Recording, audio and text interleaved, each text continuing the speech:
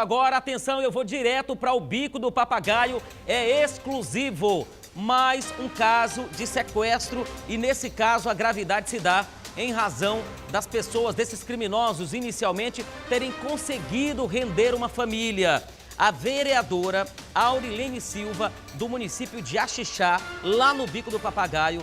Gente, a vereadora escapou de um sequestro com o auxílio, imaginem só, de um cortador de unhas. Isso mesmo, um cortador de unhas possibilitou que ela se livrasse do cativeiro. O crime ocorreu agora na última noite, percorreu durante a madrugada e agora com exclusividade nós vamos falar com a vereadora que já está comigo. Primeiro eu quero agradecer, vereadora Aurilene, pela sensibilidade, depois desse momento tenebroso, não é fácil para ninguém, mas isso é muito importante, esse seu depoimento, para que as pessoas de casa também possam tomar cuidados redobrados, porque assim como aconteceu com a senhora, aconteceu com um jornalista ontem, hoje acabamos de mostrar também mais uma família rendida em Palmas. Essas duas situações a polícia frustrou e nesse caso da senhora, a sua astúcia conseguiu também fazer com que a senhora escapasse. Como é que tudo aconteceu? Muito obrigado pela sua entrevista. Bom dia. Tá me ouvindo? Estou ouvindo a senhora. Pode contar. A gente fica muito feliz com a sua participação aqui e grato aí por saber que a senhora conseguiu se livrar do cativeiro. Então, eu estava voltando, da cidade. Eu moro numa residência no interior, 8 quilômetros da cidade. E eu estava voltando da sessão, da Câmara. E quando a gente saiu da cidade, que a gente parou no povoado, eu peguei meus filhos, que eu deixo com a minha mãe. E aí a gente seguiu para nossa casa. Quando chegamos próximo da casa, meu marido parou o carro, eu desci, abri a porteira, eu vi o bandido vindo de lá em nossa direção. E eu fiquei com medo dele atirar na gente, e eu achando tá na frente do carro e comecei a gritar muito, porque a minha reação foi só de gritar. Apesar da gente estar num lugar assim que não tem vizinho próximo, nossos vizinhos mais próximos, fica não tão próximo. E aí o meu marido saiu do carro e o bandido já veio em direção dele. Teve ali um conflito entre os dois e meu marido ainda tentou segurar ele, mas ele falou que para ele parar, porque senão ele ia atirar na gente. E meu marido foi e se rendeu. E aí ele mandou ele deitar no chão, ele deitou e ele amarrou ele com aquele forca-gato que a gente chama aqui. Amarrou as mãos dele para trás, aí o outro já veio, mandou deitar no chão, aí eu deitei no chão e ele amarrou a minha mão também. E eu fiquei muito com medo deles pegar o carro e sair com as crianças dentro. E eu fiquei só pedindo para eles deixar os meus filhos sair do carro e vir para perto de mim, deixar eles vir para perto de mim, para eles não fazer nada com a gente, para eles levar tudo que eles quisessem. E ele pediu o meu celular, e eu falei que o celular estava dentro do carro, e ele pegou o celular, veio com o celular na mão, pedindo a senha do celular. Eu passei a senha do celular para ele. Aí ele perguntou se eu tinha Pix, aí eu falei que tinha. Ele perguntou qual era a senha do Pix, aí eu falei que era a minha digital. E aí o companheiro dele pegou o nosso carro e deu a ré no carro, subiu para a estrada. Aí ele falou assim: agora nós vamos na casa. Aí me disseram que você tem dinheiro em casa, que você guarda dinheiro em casa. Eu disse: não tenho dinheiro, moço, eu não tenho dinheiro. Aí ele disse assim: a chave da casa tá dentro do carro. Aí o parceiro dele pegou a chave, entregou para ele. Nós, como ele mandou nós levantar, eu não estava conseguindo levantar e ele me arrastou. E eu fiquei em pé. E ele botou a arma nas minhas costas. Meu menino abraçou a minha filha e a gente foi caminhando até em casa. Aí quando chegou na casa, ele abriu a porta e olhou lá na cozinha. Aí ele abriu a porta do nosso quarto, mandou nós entrar dentro do quarto, deixou nós todo mundo lá, trancou a porta por fora, pegou a televisão da sala, trancou a porta da sala e saiu. E quando a gente viu que eles já tinham ido embora, que a gente ouviu o barulho do carro saindo, aí eu tentei, eu falei pro meu filho pegar alguma coisa que cortasse, ver se tinha alguma tesoura dentro do kit de unha que eu tenho dentro do quarto. Aí o meu filho foi lá e pegou uns alicates lá e tentou cortar e não deu conta. Aí eu consegui soltar, esfregando assim uma mão na outra assim, até que saiu o objeto que estava prendendo minhas mãos. Aí eu peguei o Unex, até esse Unex aqui, ó, e consegui, usando ele, eu consegui cortar a amarra do meu marido e libertar ele. Aí meu marido tirou a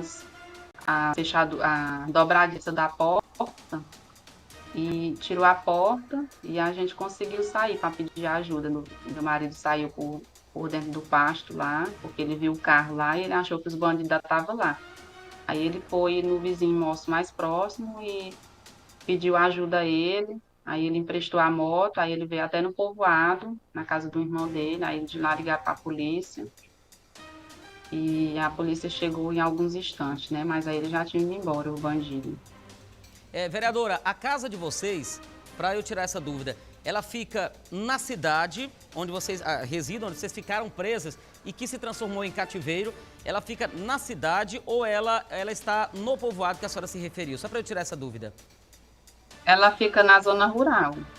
Qual é o nome da zona rural? Qual é o nome do local aí? Aonde a gente mora é o PA Grotão, assentamento, perto Sim, sim. do povoado Santa Luzia.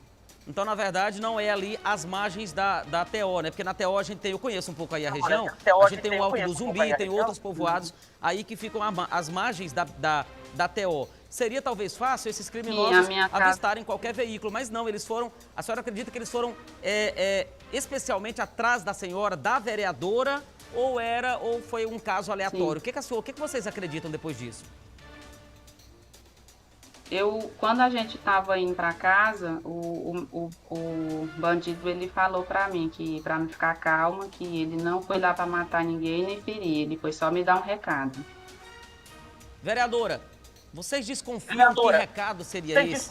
Existe alguma situação, a senhora já chegou a ser ameaçada recentemente ou tempos atrás por alguma atuação sua como vereadora? A senhora acredita que pode ser pela sua atuação parlamentar ou é algum outro fato que a senhora desconhece? O que vocês estão imaginando nesse momento e vocês já registraram? Como é que está essa situação? O carro foi recuperado? Como é que está o trabalho da Polícia Civil com relação a isso? Eu acredito, assim, quando ele falou, eu acredito que é decorrente do mandato, né? Porque eu sou vereador de oposição, eu tenho realizado atividade efetiva, desempenhado a atividade do mandato, né? Tenho feito algumas denúncias no Ministério Público e eu só posso pensar que foi isso, decorrente disso, né? O carro, eles não fugiram no meu carro, eles só empurraram, deixaram, mas não vai nos deixar. A gente já fez o auto na Polícia Civil e eles estão investigando.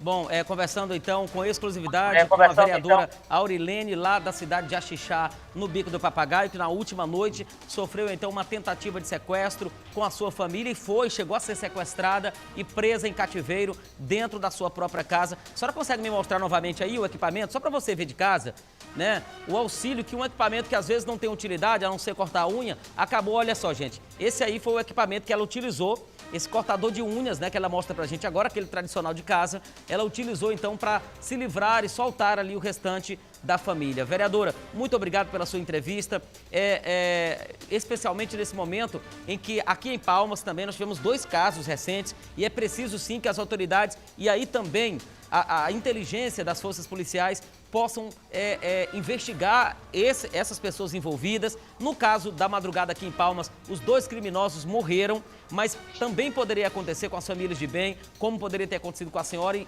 houve esse livramento. Espero que a senhora redobre, é preciso a senhora ter muito cuidado agora. Peça sim uma proteção, não como vereadora, não como parlamentar, mas também como pessoa comum que a senhora é. Uma cidade pequena como a Xixá, não é comum esse tipo de coisa acontecer. Então, redobre aí, de fato, a sua segurança e espero, sim, que tudo seja esclarecido e torço aqui também que esses criminosos sejam identificados, que possam ir para a cadeia. O SBT se coloca à disposição e espero, sim, que a senhora continue tendo a força para desempenhar o seu mandato. E, gente, não é tempo de crime político, principalmente, porque se ela foi eleita, ela precisa desenvolver o seu trabalho. E também a nossa preocupação com relação à segurança dos familiares, já que nada foi levado e que houve esse relato de que seria um recado.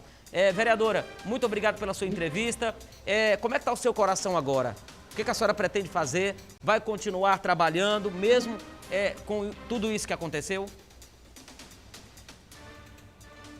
No início, eu fiquei bastante abalada, né, na noite e no dia seguinte, muito abalada, até pensando de pegar um afastamento, mas depois de receber muitas visitas de amigos, de familiares, de pessoas próximas, eu renovei minhas forças, né, porque eu vejo que eu tenho um apoio e eu vou continuar fazendo da forma que eu acho que é certo, da forma que eu fui eleita para ser e vou continuar. Se tiver que enfrentar, eu vou enfrentar. Obrigado, então, vereadora. Espero, sim, que as autoridades também possam acompanhar isso de perto para evitar que situações como essas aí possam acontecer com outras famílias. Obrigado, tenha uma ótima sexta-feira, um bom final de semana aí para a senhora, para toda a família.